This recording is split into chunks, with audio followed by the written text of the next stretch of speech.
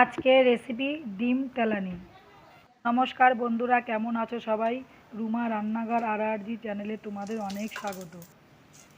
বাংলাদেশের বিখ্যাত একটা রেসিপি ডিম তেলানি আজকে তোমাদের সাথে শেয়ার করব।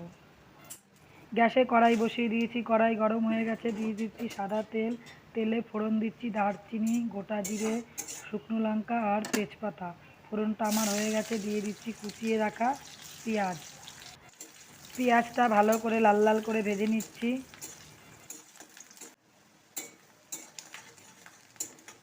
লাল লাল করে ভেজে নেওয়া পেঁয়াজের মধ্যে দিয়ে দিচ্ছি বড় বড় করে কেটে রাখা টমেটো।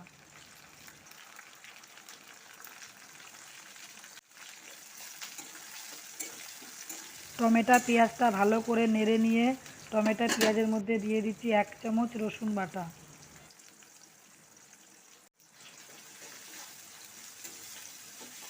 রসুন বাটা দিয়ে একটু নেড়ে নিয়ে দিয়ে দিচ্ছি 1 চামচ আদা বাটা।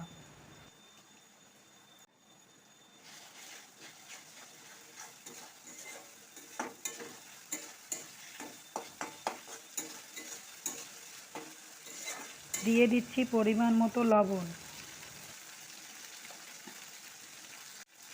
লবণ আর ঝালটা তোমরা তোমাদের পরিমাণ মতো দেবে।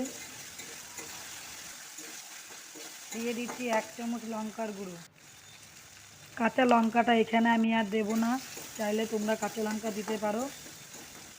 ডিমের এই রেসিপিটা আমার ছোট ছেলে খুব পছন্দ করে, তাই আমি ঝালটা কম দিয়েই রান্নাটা করব।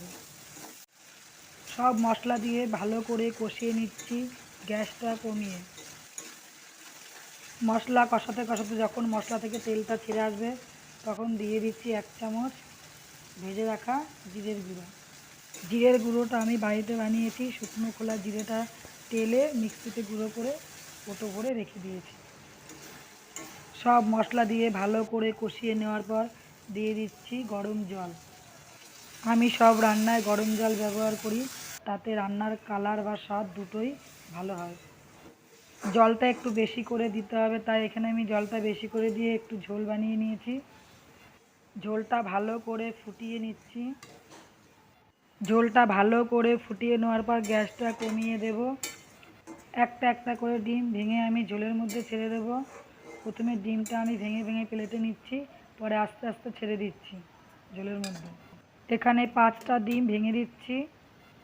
সব ডিম ভেঙে দেওয়ার পর 5 মিনিটের জন্য আমি ঝোলটাকে ঢেকে রাখবো। 5 মিনিট পর ঢাকনা খুলে ঝোলটাকে আস্তে করে নেড়ে দিলাম। ডিম তেলানি রেসিপিটা রেডি হয়ে গেছে। রেসিপিটা কেমন লাগলো বন্ধুরা? যদি ভালো লাগে একটা লাইক করো, কমেন্ট করো। ফেসবুক পেজ থেকে যদি ভিডিওটা দেখো পেজটাকে ফলো করে রাখো, আর ইউটিউব থেকে যদি দেখো চ্যানেলটাকে সাবস্ক্রাইব করে রাখো নতুন নতুন ভিডিও পেতে। ডিমের এই রেসিপিটা যে এখনও বানাওনি একবার হলেও বাড়িতে বানাবে, আশা করি ভালো লাগবে।